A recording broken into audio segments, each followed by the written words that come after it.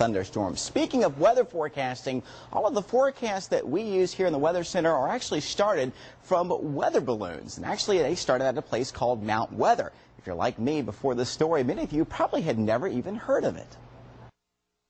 Have you ever heard about Mount Weather? I have not. In Virginia? Where is it? What is it? Mount Weather?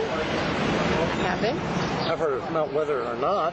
Is there such a place? There is such a place. I just, every day I wake up and I'm totally amazed at the stuff that I absolutely know nothing about, and this is one of them. And as you're about to find out, that's probably just what the government wants to hear from you. Located in Northern Virginia, Mount Weather today is surrounded by an ongoing mystery that can't be contained. To help clear things up, we took the 4-hour trip north to the tiny town of Berryville, a population of only about 3,000. It's not far from where Mount Weather started. Berryville is your classic all-American small town, quiet and charming. It even has an old-fashioned barber shop, a place where a dime will buy you 2 hours of parking time. It's also where we found local historian Mary Morris, who at least gave us some insight on how the mountain got its name. Originally in 1903, it was bought as a weather observatory station. And they had an observatory there, and they flew box kites so that they could work on the weather. And it stayed like that for years. Some of the first weather observations we use today were recorded at Mount Weather. But global politics took over the mountain's mission in the 1950s with the start of the Cold War and the fear of nuclear attack. Since then, the facility has grown, expanding on top of the 430-acre mountain site, but most of the complex is believed to be underground.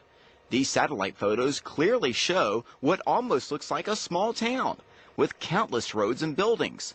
But it's what you can't see that has people in Berryville talking, or perhaps not talking. It's just become part of the landscape with us, and it's the old policy, don't ask, don't tell. So we don't ask, they don't tell. Andy McIntyre has actually seen Mount Weather.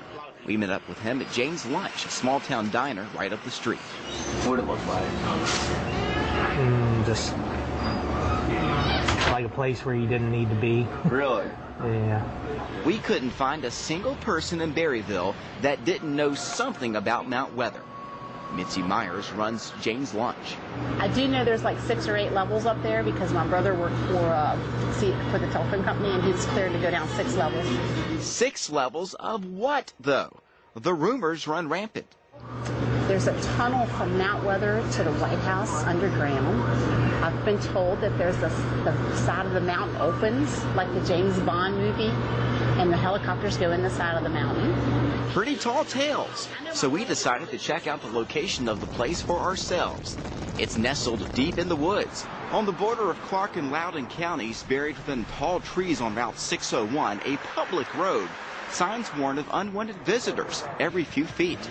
Just as we were starting to set up shooting video for this story, 2 black SUVs pulled up behind us with flashing lights. Our cameras kept rolling as Homeland Security officers checked our personal identification, vehicle registration, and even some of the information that we knew about Mount Weather. We were careful not to break any laws or trespass. Still, we were politely told to move along, to not attract any unwanted attention from passers-by. Our visit quickly cut short. Now, despite us actually seeing Mount Weather for ourselves, the folks here in Washington are actually being quite tight-lipped about the situation. In fact, published reports indicate that FEMA is no longer even acknowledging Mount Weather's existence. Now, one of the reasons for that could be if there was a major catastrophic event here at the nation's capital, Mount Weather may take over as our second form of government. In fact, the talk around Berryville tends to focus on what role, if any, Mount Weather played during the events of September 11th, 2001, when top congressional administration were reportedly whisked off to a secret bunker 75 miles west of Washington. We do know, or we do suspect, that when 9/11 was here, we got a call from the D.C. stations here asking us if we had seen the vice presidential motorcade come by here. You couldn't drive down that road. The whole road was sealed off. Fiction or not, one thing is clear. Mount Weather will remain a mystery for now. And I have a lot of friends that work up there, but nobody talks. Nobody. Nobody. Not even the first level people will talk to you about the place. So it's pretty cool, but I don't know anything about it. Now, it's important to mention that the Department of Homeland Security treated us with much respect, but they were also very careful not to give us any more information than we had already found out for ourselves. John. Now I want to go. Wow. We're taking a field trip. Thanks, Jay.